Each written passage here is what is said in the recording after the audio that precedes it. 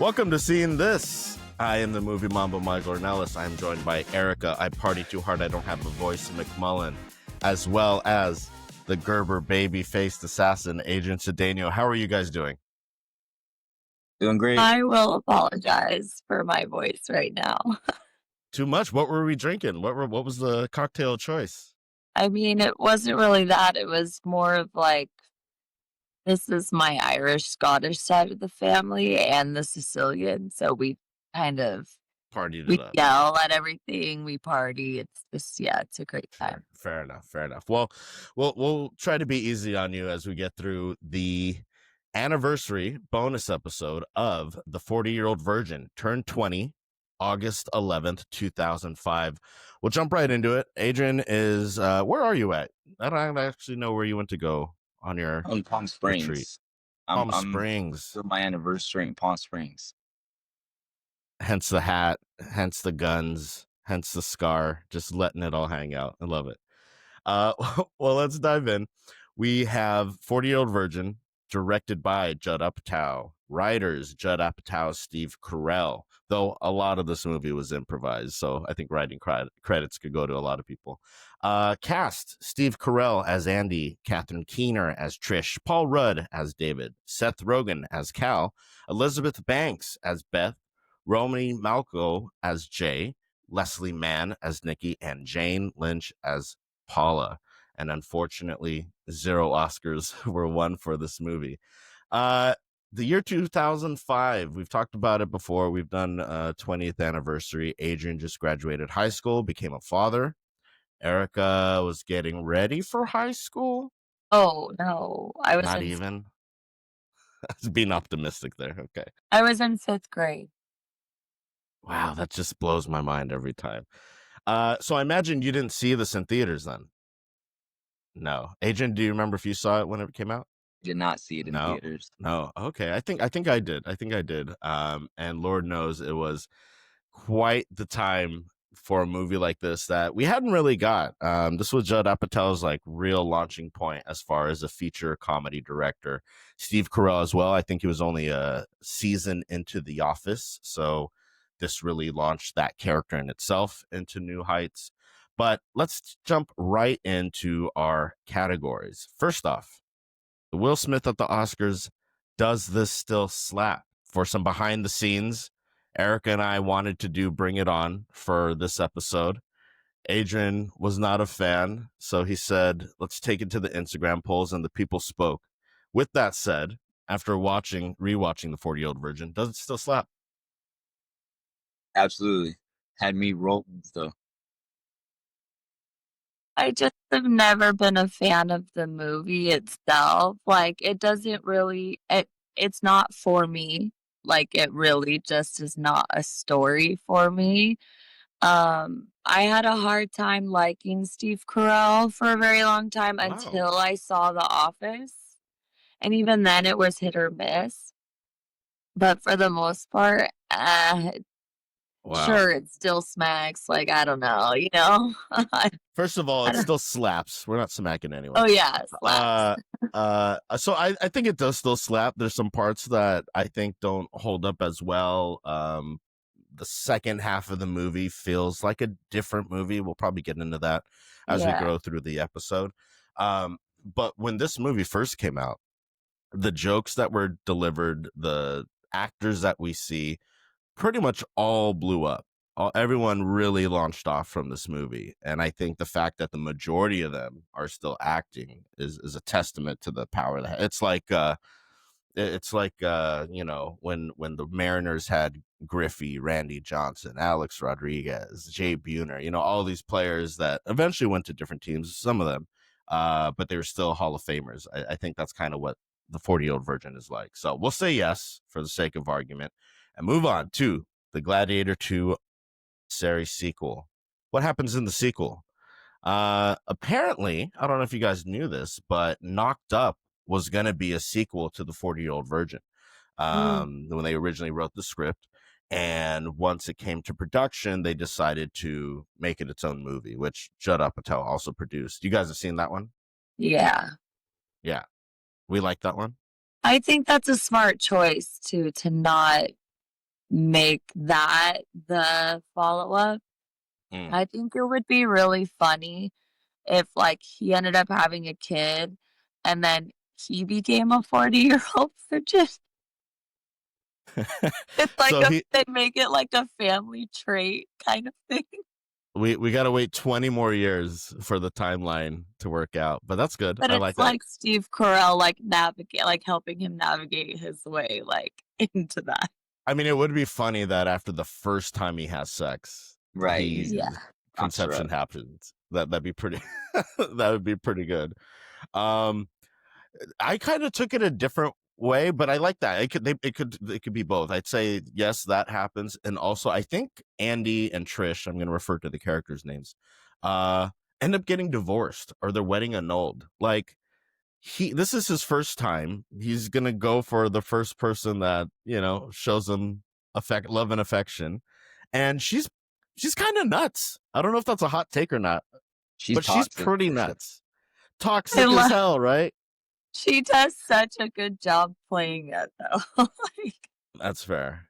That she does a great job, absolutely. Yeah. And I don't know if like it's typical, but like in the dating world, from my slight experience, if you have kids, especially if you're in your 40s, that's gonna come up. Like that's gonna be something. So the fact that she didn't mention it, she's like trying to hide it, and she's a grandma. So there's some like more skeletons in this closet, and I don't think they end up working out. And it's kind of like the breakup almost, that movie. But yeah, I don't know. I think having her be pregnant and then they get separated would be chaos and probably funny. So the Whip Whitaker from Flight, No Fly Zone. What hasn't aged well? Erica, since this didn't really do it for you early, I imagine there's a couple of things that stood out. I mean, there's just like some of the scenarios where just like some of the locker room talk, that goes on. Like about women. Just like not. It's so hard because it does happen. Like Sure. it exists. So like putting it in a movie, I guess, like it coincides with like what happens in real life and like what you would expect to these people talking to a virgin about women, like, and like let's talk about our boobs, let's talk about this, so some of the locker room talk bothered me, but like I said, it happens, so I can't be too mad about it. But the bag of sand bit, like when it came out, was one, hilarious, and two, was a joke that was reused like amongst friends. Like, it felt like a bag of sand. And in The Office, there's a scene where they ask him, well, what do you know about boobs? And he was like, lots. Sure. So they definitely like tease it and other things. But There's the locker room talk to me is just like, eh. Sure. I mean, that's what this, especially for the time, like this was pretty much what the movie was founded on, and I think it tries to recover later on by making it a bit of a romance rom-com. And anything not age well for you, Adrian? Nah, I thought it was all funny. Sure. I think a lot of it is touching on some tough subjects. There's some tough language, but I think it's accurate. I think it is on point for what the story is trying to, portray. Yeah. Especially like when they're doing the speed dating is pretty funny. Sure. I would say maybe that's kind of outdated. Like I don't even know if speed dating is still a thing. It's for sure a thing. I don't know. It's big. It's big. Let me tell you, speed dating is so fun. Like if you go with a group of friends, because they do it for like, you can just go to like meet new friends. You could go to like meet lovers and stuff. But the way the events that they set them up, they're so much fun. You've done it before. Well, I've done it multiple times with friends. Yeah.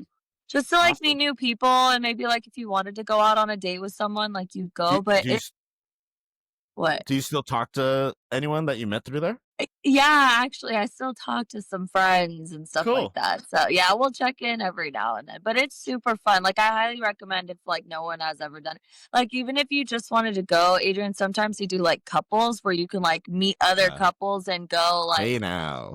Not like that, but like meet a couple friends and like go to dinner, because like a lot of people they're like, "Oh, I really just only go to dinner, like, with my wife because that my wife's my friend." It's like, no, you like there's other couples that, like, wanna go out and do things and have fun, Yeah. so it's so I love speed dating, it's so cool. Throw that idea out at Rosalind, see how that goes. Yeah. She might be up for it if it's like a couples thing to meet people. Yeah, I'm telling you. Go plug the podcast, And then if it's, like, Yeah, totally, fair. like, not fun or, like, weird, you guys, like, have something to joke about later, like, I can't Sure, believe we did sure. that weird speed dating thing, you Remember know? the time we met Gina, right? Yeah. A couple things that I have for no fly zone. Picking up on drunk women. Again, that Yeah. like you're kind of alluding to, that's something that probably happens, but the way it's kind of portrayed here is pretty aggressive. I don't think that Yeah. would really fly. Trish, when Andy calls Trish for the first time and like is nervous and Marketer. pretends to be a telemarketer, and she's like, "Why don't you go kill yourself? Just walk right into a knife." Like that's pretty no fly zone now. You know There's what, though? I wanna say that that might not be a no-fly zone because a lot of people nowadays do kind of find suicide jokes funny, like, to joke about, like, the whole, like, "Oh, just, like, go jump off a bridge," or, like, you know what a lot of people have that kinda humor, so that might be, like, a still might fly zone. See that it's all about perspective. I mean, having worked when I Yeah. worked at Twitter and had to deal with content moderation, like Oh, telling someone to fair, kill themselves was very much a like fair. violation. You know what I Yeah. mean? Because online keyboard warriors Yeah. tend to be harsh and yeah. And there's still some of that going around. Unfortunately, you hear stories of all that still happening. Um, the Benihana that is in this movie when they go to Benihana is the same Benihana that they filmed with the Office episode when they go. I think it's a Benihana Christmas. Yeah. But in that, and this does happen, but like when they're singing the Happy Birthday song in Japanese, there's this white guy trying to sing along with it, and it's just totally butchered and just making sounds. That was tough. And then just one last thing that I think has to be mentioned. There's a lot of jokes towards everyone, towards the couple of um, Indian guys, but there's a lot of black jokes, like a lot of jokes at the expense of like stereotypical black people, right? And I think the fact that these are white writers writing about it can be problematic. Some of Yeah. them are funny. I'm not, some of the jokes are funny, but it was a little tough when I was watching it and knowing, Mm. obviously Judd and Seth aren't black. We'll move on though. The M. Night Shyamalan twist ending. What's something you would have liked to have seen? You kind of talked a little bit about having a kid. Is there another type of twist you guys would have liked to see? I mean, how funny would it be if he, like, came out and said he wasn't actually a virgin The whole time he's the actually whole not a time? virgin. That's good. Well, This is that would just, like, his And it's quest for one discovered. woman, and then, like, you continue to see him do it to other women. that's just his bit. Yeah. Or it's discovered when he takes the daughter to that like virgin class, like sex ed, Sure. and the teacher is like his one time from His old like fling. back in the day. Yeah. Well, funny enough, the counselor in that scene is Nancy Carrell, his actual wife, His who wife. also appears in The Office as his real estate agent. Carrell. Carrell, yeah. I had, so there's that part where Trish takes off at the end after like a fight and he's chasing her on his bike. And I was like, what a twist if like it became like a horror and it's like her perspective of like this guy just chasing And him on he's, the like, bike. obsessed with her. It becomes Oh, that was obsessed. good. Yeah. And ultimately leads to like a porn parody for Andy's first time. You know what I mean? It's like a thriller horror and gets us to the finish And then line the there. sequel could be Zack and Miri, the porno. Right. Exactly. That would be good. Take your pick of Apatow movie. No Country for Cold Takes, hot takes. Do you guys have any hot takes about this movie? I had a hard time with this one, but I think I don't know, I might have. definitely when I think of Steve Carell, the 40-year-old virgin doesn't come straight to mind anymore, so, like, I don't really care about this being in his repertoire, I guess, even though I know it's kinda like his breakout, like movie wise. I just, you know, I don't care for Okay. it for Steve Carell. So maybe we share a hot take. So mine is that this I is wish his breakout movie would have been something different. That's my hot take. okay. Okay. This movie's good. It's not great. For example, Premiere voted this movie as one of the 50 greatest comedies of all time. Back in 2006, the American Film Institute (AFI) said that it's one of the 2005's top 10 films. I got 10 films for you, and you tell me if they're better or not. Let's start off here, Erica. V for Vendetta, Yes. Wedding Crashers, Let me tell you, the 2005 was wild with movies, and for them to say that the 40-Year-Old Virgin was the top top 10. 10 baffles me. This is what I got: V for Vendetta, Wedding Crashers, The Exorcism of Emily Rose, highly underrated fucking exorcism movie, So like good. so good. So good. It's like a horror / legal procedure that's fucking incredible cast. Yeah. Adrian's favorite, Lords of Dogtown, Batman Begins, Sin City, Erica's favorite, Constantine, Dave Chappelle's Block Party, Waiting, a Didn't personal Star Wars favorite, come Green out? in 2005. Hold on, take it easy. Best for last. Green Street Hooligans, which me and some friends quote quite often. London, an underseen Jessica Biel movie where maybe I fell in love with her in that movie. Great movie. And Chris Evans, an early Chris Evans. Check it out. And as Erica was saying, Revenge of the Sith all came out in 2005. I put all of those above Yeah, for sure. 40-Year-Old Virgin. Yeah. The hot take, Adrian? Anything? No, this is a perfect Nah, movie. You're good. I don't think it's perfect, but it's definitely. I would give it 4 stars out of 5. Yep. Yep. Yeah. That's fair. That's fair. The Winona Ryder, I'm stealing this. Best prop clothing to steal from the set. There's a lot of stuff in here. Is there anything that you guys would have wanted from this movie? You know, when I was watching, I didn't really have anything that I was like that stuck out to me. Except maybe I don't want to say the giant box of porn, I but knew you. that'd be a funny one. That'd be a funny one to have. But no, like the collection of his toys, that would probably be a dope So prop, yeah, like that his would whole be set. cool. Yeah, I mean, he has tons of toys that obviously are worth tons. And like, it's funny that back then it was viewed as like super nerdy and like uncool. But like, if you had a collection like that now, I think it's much more accepted. Like, oh, that's pretty dope. You know what I mean? Like, nerd culture has kind of become popular. I mean, look at all the fucking Marvel movies we have and DC and everything, you know? So Yeah. I think that's kind of shifted in the time. But I know, Adrian, you really want David's Boner Jams 03 greatest scenes. Hey, did you ever see School of Rock? Yeah. Well, this is it's called School of, you know, Oh, it's like it. that's nice. But it stars Jack Blackcock. Oh, well, that makes sense. Dude, here it is, Boner Jams 03. It's a mixtape I made. All these great scenes that I was really into in the summer of 2003. Oh. I think you'd really dig it. Yeah, no, I can see that. This is Everybody Loves Raymond. That's probably not supposed to be. This is a good show. And you also got to get Everybody Loves Raymond. You get Everybody Loves Raymond in that show. I mean, a great fucking show and a great bit to add this to. Did you guys watch that? Were you Everybody Loves Raymond? Yeah. Yeah. Right. Yeah. That's a good show. It still holds up too. It My still parents holds still up. watch it. Ray Romano, Brad Garrett, just absolutely crushing it as a brother. I duo. love Like, Brad Garrett. I he's wish the best, right? he does so much voice work, but I really wish that we just saw him more in film. Very talented. Movie producers, directors, casting. Let's get Brad Garrett in some. You know, honestly, like he's really good, and I think specifically if he had a great script for like a dramatic movie, Yeah, like a because thriller. Oof. a thriller, a dramatic, like something along those lines with a good script, I think he would crush it. You know, you see it in Everybody Loves Raymond, the way he's able to like really bring emotion and Mhm. empathy for his character.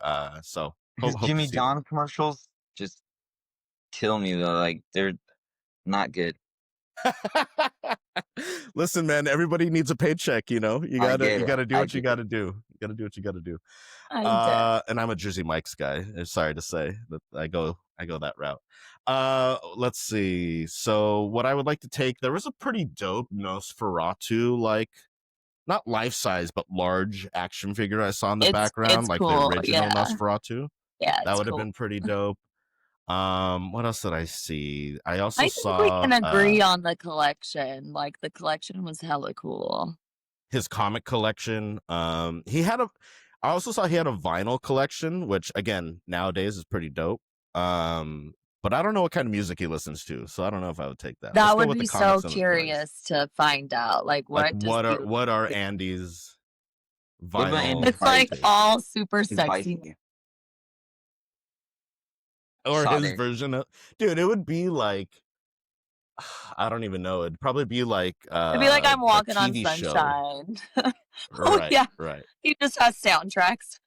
Soundtracks. Hey, nothing wrong with soundtracks, by the way. All right, let's take it easy. But if it's your whole vinyl collection, Sure. It's one of my sections. I got soundtracks, Pink Floyd, and then everything else.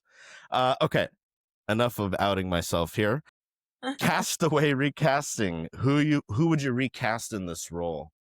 I'll kick it off here because I know, Adrian, you hate this category. It's a tough one for you. But you know what? Kat Dennings, who plays Maria, the daughter. okay. Like I get she's supposed to be like a typical teenager and annoying, but I think we could have done better. And I have a couple names and their age at the time that we could have replaced her with. Emma Stone was 17. She comes out later in a Judd Apatow movie in Superbad and shows that she does have comedic chops. Or a young 15-year-old Jennifer Lawrence, who also has shown that she has comedic chops. Erica, you don't like those. You're not impressed. No. No. Oh my God. I'm Okay. not impressed. No. You don't like Emma Stone or Jennifer Lawrence? Well, no, I love those two, but I also love who's in it as the kids. I think I personally love them. So I think it would maybe, I mean, I told you I didn't like Steve Carell for this movie. I think it would be funny if you had like a Joseph Gordon-Levitt in his place. I think that would be fun. Because you Was he wouldn't 40 think. by then? I don't think so. No, Yeah. but He's he young, could, but you you're could saying probably, that. yeah, you could probably. Yeah, I said that was my hot take. Yeah, recasting Steve Carell, because I think I can't imagine anyone else in this role. Like the way he acts and the way he delivers his lines, like that's your hot take. Fair enough. Especially in the Yeah. waxing and having that be like an actual like esthetician. She's trying not to laugh and you see her just Yeah, rolling as I she's All of them. didn't I mean, find. Yeah, I didn't find that funny because I remember that being in the trailer. So like you knew it was coming. it's still so fun every time I see it. Yeah, I mean the fact that it was Steve's idea Yeah. to get waxed, like he's like, yeah, let's just do it. And Seth Rogen had written like a bunch of like lines for him to like blurt out during the waxing scene, and like they just went for it, and holy shit. I don't know. Yeah, it's so funny. Maybe it's It doesn't hurt that walking bad. away and it's sticking to the blood. Oh, it's so funny. Erica, if you had hair like him getting waxed, that's gonna hurt. I had my leg hair like that before, and I got it waxed because Oh you have my to God. grow it out, and it doesn't hurt. Regrow it, Erica, and let's show it for the pod. Let's get the Steve Carell hair on your legs again. I've been waxed. My wife's an esthetician, and yeah, it hurts, man. That shit hurts. That shit hurts for sure. Babies. You're just tough skinned, Erica. You're Women that high tolerance, baby. Hey, no one's denying that. You know, you gotta push a baby out of you. That's fair. Okay. I don't have to. What? I know. Hello there. Don't put that on me, Ricky Bobby. The Arnold Schwarzenegger and Danny DeVito in Twins double feature. What would you recommend with this movie? Adrian, what would you pair with the 40-year-old virgin? How about I pass and you guys come back to me? Okay. Erica, what do you got? You got something? I don't know if I've recommended this before for another movie or if I've just talked about this movie. But But my favorite along like those kind of same group of movies is always Forgetting Sarah Marshall. Like Sure. That's that a good one. movie makes me laugh like crazy. And it's got all of your same characters. You know, you have some new people that come in and kind of spice it up and stuff like that. But yeah, absolutely. I love Jason Segel. I think he's probably my Yeah. favorite funny man out of all of those, out of that whole group. He's probably my favorite of all time. Love him in Shrinking. If you haven't seen it, it is I want to. absolutely you totally should because the cast, the comedy, the dryness, like it is such a good show. And I would probably recommend Forgetting Sarah Marshall with this, just so you can kind of see like how it kind of grew into like this different kind of rom com. Because I think like out of all of those movies, that's my favorite rom com. I love that you picked that because, in fact, fun fact, Judd Apatow had written a part for Jason Segel in this movie with a character named Jason, but Apatow couldn't convince the studio to approve his casting at the time. But because of his brand of humor, he ended up working on Forgetting Sarah Marshall, which Apatow was one of the producers on. So it came full Yeah. circle there. I mentioned Knocked Up, which could be a double feature, but I would actually go with the other one I mentioned, The Breakup, with Jennifer Aniston and why am I forgetting his name? Vince Vaughn. Vince Vaughn, thank you.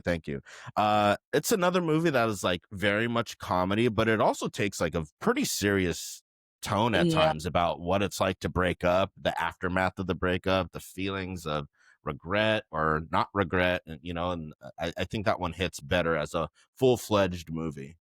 I remember when that movie came out, and I don't know if my mom and I went to see it, but like we had seen it at the same time.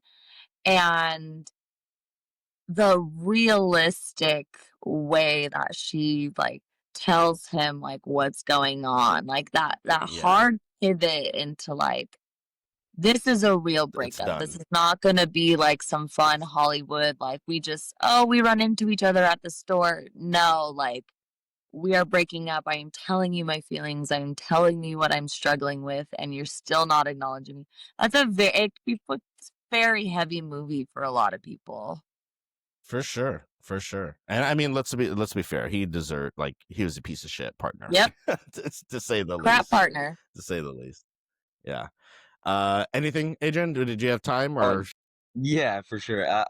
All I could think of is really Something About Mary. Okay. Just like the comedic value of it, and it just similar type of That's good. Yeah. jokes, similar type of energy. I think in that movie, where it might not hold up with every audience member through the years, but it's still like you listen to it, it's funny. And the way it opens up with him like young, like for prom, it's got that like virgin energy. Yeah. And then when he gets his sack zipped. Oh, dude, that is every man's worst How do you fear. get the beans for the Frank? Yeah, the beef and the Frank. Yeah, that's good. Oh, plenty of movies to choose from to pair. I'd argue they're all better than the 40-Year-Old Virgin. We're kind of shitting on this movie. At least me and Erica kind of are shitting on this movie, but yeah, it's a good movie. I don't know what you're talking about. But those are great movies too. I think they're just slightly better. Let's go to our awards. The Julia Roberts in Pretty Woman, Big Mistake, huge award. Biggest nitpick. I'll kick it off because I had one that I didn't have much until the end, and when they get in their fight, I guess they're like boxing up his toys, and he leaves, and he just leaves all his shit at her house. And I get that like it's a fight or whatever, but why are they at her house? Can't she go to his house to pack the shit? Like, why would he take all this valuable shit, transport it, risk it getting, dented or beaten up just to have it packed at her house? I don't know. Yeah, because we know he's meticulous and likes it on display. And yeah, I can agree with you on that. That was kind of weird. Yeah. Man, my nitpick, I couldn't stop looking at those fake tattoos on Seth Rogen. it looks like he just like bought like a sleeve and is Yeah, putting yeah, it yeah, on, and yeah. it's It's pretty just like good. gone on. Oh, like it's so bad. Those That's good. tattoos are terrible. That's good. One other one I had was when he meets up with Beth, who is played by Elizabeth Banks, at her house. He still has his fucking Manor Lantern waxing, but he's been on, what was it, 20 dates already? So how much time has passed that he's still like, tell us, Erica, how long would it take? It, Like, it, he'd have some hair grown back by then. I mean, if seeing how long his hair was and knowing that, no, he wouldn't have hair growing there for a long time because it rips out the follicle. So But it's you have to But possible. assume, let's say they go on if they go on 1 date a week, that's 20 weeks. He wouldn't have any hair back? He'd probably have like stubble. Okay, It wouldn't fair be enough. like Fair the enough. That was curly just stuff. another nitpick And I it saw. also depends on your hair growth too. Like, Yeah. no I offense, you know, Michael. We love that you're I'll bald, but it happens. listen.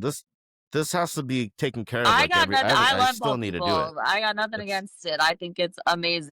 I yeah. honestly think that people who rock bald heads, like, you're great. Thank you. Go on. Anything else? It sounds great. You want to blue steal it? Yeah. Yeah. I couldn't wax my head though. Like do people do that? Do people wax No. their heads? Yeah, honestly, to get like No, a very clean head, I've seen bald people who have gotten their because they have like the stubble and that's too stuff, but they much. don't shave. Yeah. Just shave it every other day. Okay. So you know what? Honestly, I do like mine, but Adrian, the tattoo bit is right, and that's not up for interpretation. So we'll give it to Seth Rogen's fake tattoos. John Leguizamo. This movie needs a Latin award, Latin actor that we want to add to the cast. I'm gonna say I kind of don't want a Latin just because the Indians. I'd rather have that role and that as opposed to a Latin award. You know, like I don't know. I appreciated having. I know I'm Latino and I need my people in movies and stuff, but I You don't appreciate want them to get shit on, is what you're saying. You don't right, want the right. jokes to come at their expense. No, not necessarily, because those are funny too. Like you got to be able to laugh at yourself before you laugh at others. Yeah, sure. So yes, but I don't. The only like kind of role I would see is them taking a place of some of the people in the shop, right? So it can't be really Seth Rogen or Well, we're Well, not you could recasting, like, right? So we're adding yeah, but you someone. right. could like add a character, like you can add like somebody who had a crush on him when they were younger, like shows up or something, and it's like this hot, fiery Latina, and he Like a never flashback. really knew, yeah, like a flashback or something, and he didn't know that like she So had a crush on him, Instead and of he could have Dinah, it was lost a his virginity years ago or something like that. So yeah, what I had was along those lines of during the speed dating, we add Rosie Perez into the mix of speed dating because her voice, her comedic timing, like she would be fucking perfect as like what just a quick like uh uh honorary scene with her in it as one of the speed daters, like getting extra Puerto Rican on him or something. Like he says something that offends her and then she just goes off on Yeah, him. You know what I mean? that'd be good. I I like like that. it I take for that. All I right, we'll like give it. Rosie. We love Rosie Perez here. We'll go to that. The Samwise Gamgee Most Underrated Character Award. I have 4 nominees, and let me name them, and then you guys can decide who. Though I know who I have, but that's okay. Okay. So we have Nikki, who is played by Leslie Mann, the drunk chick he picks up and gets a ride from. I want some fucking French toast. Paula, played by Jane Lynch, who did a lot of improv for her lines. And then I have Kevin Hart, who makes his big screen debut, comes in. Interestingly enough, discovered that if you watch this like on the streamers, they cut part of his interaction with Jay in that back and forth, like it was too much, which is really interesting. But of those 3, do you have anyone else underrated character? I thought those were the 3 that I had were 2 out of your 3. I had Kevin Hart and With Jim. Leslie Mann. That's who I had on mine. Yeah. I want to just read. Leslie Mann is on screen for maybe 5 minutes, right? And this is Kills she's it. absolutely hilarious and shoots an automatic comedy gun. She has a breathalyzer in her car. She's rapping Missy Elliott, "Get Your Freak On," so perfectly. Do you think I'm pretty? Look at me. Look at me. I hope I get my period soon. I'm starving. Let's get some fucking French toast. And she does a great unexpected puke. Like, you kind of like the way she does it. She's just talking, then just Yeah. vomits all over Steve Carell. I'll still have sex with you if you want. Like, dude, she's my Samwise Gamgee most underrated character. She was great. Let's give it to her. Let's shout out Leslie Mann. That was too good. Okay, next award brings us to the Daughter in Hereditary "Oh shit" moment award. What was an oh shit moment in this movie? The waxing scene, right? Go with the waxing scene, just knowing that it's real and he's actually bleeding. Yeah. I've seen like the interviews where Apatow's talking about it and like just laughing in the interview, like, no, this is real. Like, he was full go and And everyone's reaction in the it's scene genuine. is real. Like, that's like, Mhm. Jay leaves because he's like, I don't want to see the shit no more. And oh yeah, I that's like, even now when I watched it, it's like, I can't believe he actually got himself waxed for this fucking movie. Holy shit. Okay, Erica, did you have something, or are you good with the waxing scene? No, I agree with that because it does make it crazier when you know that they did it for real. Yeah, exactly. 100%. 100%. Not the nipple. Okay, let's go to the next one, which is the Rocky Balboa Gut Punch Award. Most emotional scene. This, it wasn't a lot. Did anything stand out to you guys? No? Not really emotional, no. Yeah. I think the only thing is, like, I suppose when Andy tells Trish that he's a virgin, like, And she kind of laughs at him. well, she laughs because, like, why didn't you just tell me? Like, you should just, like, Seth Rogen ends up saying, like, you should just tell her, like, just tell her you're a virgin. And, like, that ends up being what he does. And, like, she's cool with it. But not a very emotional movie, to say the least.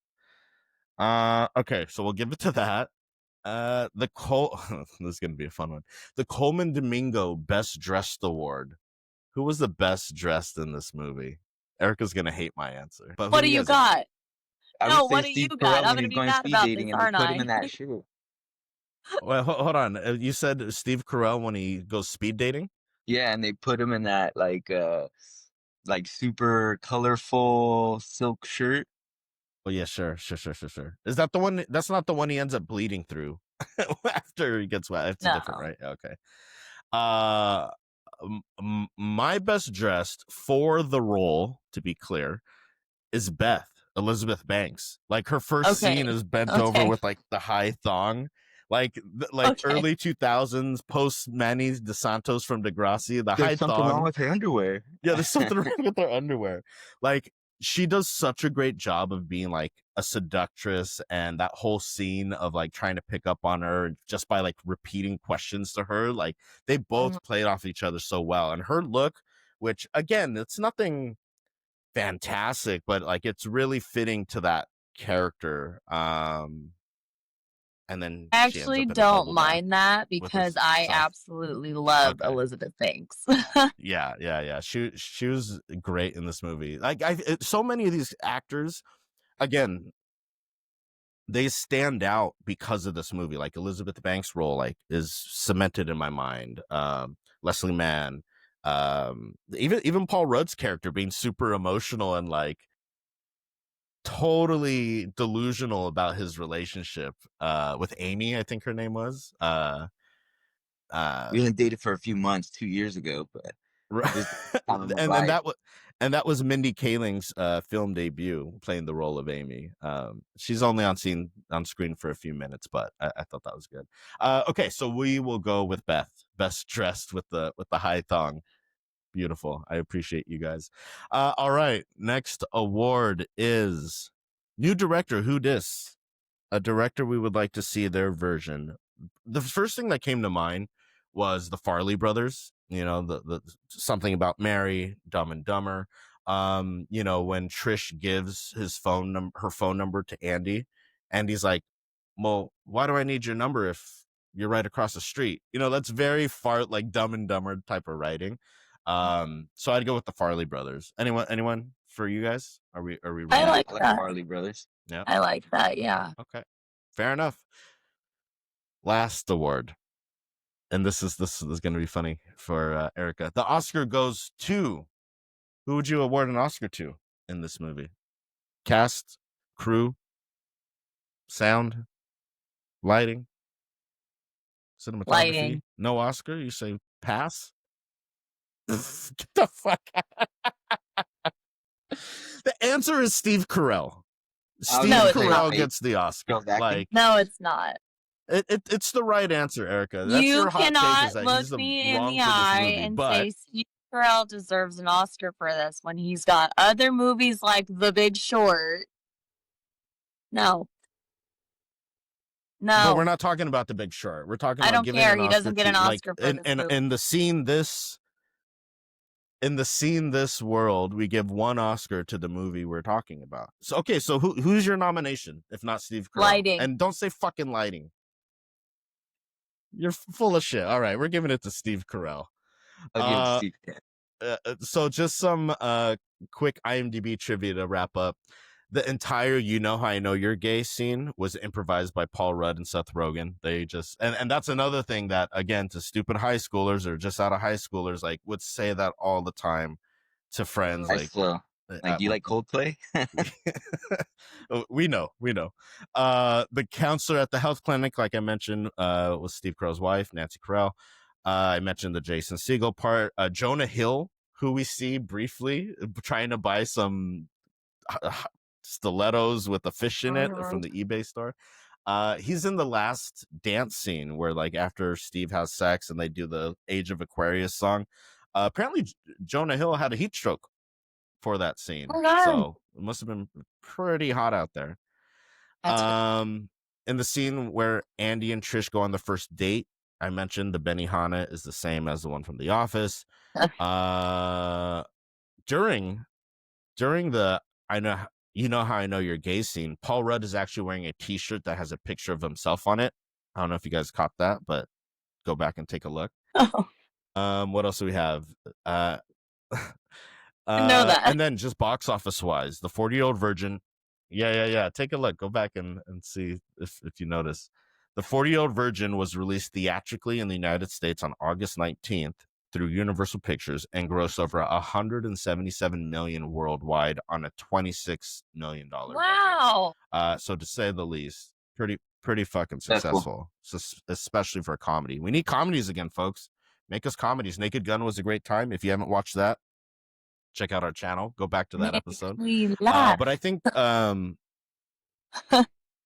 yeah, we want to laugh. We need to laugh. We need good comedies. Not like lazy comedies, like something creative. Laughter heals the world. It does. Look at it's healed Erica. She has her voice back. She's ready to rock and roll for our Jaws anniversary episode. I promise you, we're gonna have to work on this. You're doing great. You're doing great. Anything else with the 40-Year-Old Virgin? If you haven't seen it, you need to see it. You need to see it. It's a staple. Yeah.